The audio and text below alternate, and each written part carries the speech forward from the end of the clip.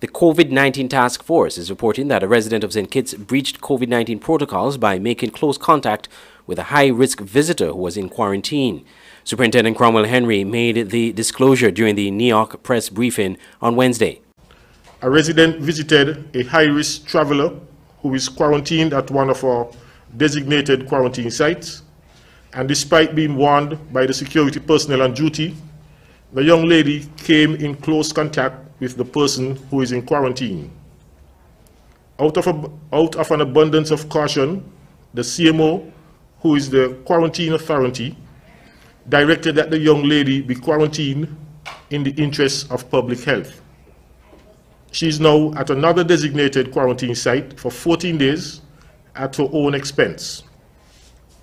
Regulation 14 of the Emergency Powers Regulation provides no person shall visit or be permitted to visit any place of quarantine or isolation station.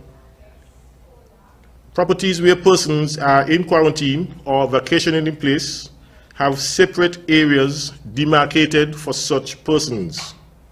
All other unauthorized persons are prohibited from accessing these areas.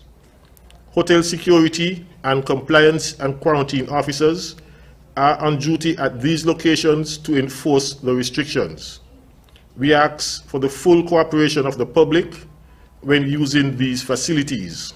Remember, the restrictions are in place to protect you, and so we ask that you protect yourself by not violating the restrictions and comply with whatever directions the quarantine officers or compliance officers may give you. St. Kitts and Nevis received its first international flight on Saturday at the Arleby International Airport since the borders reopened on October 31st.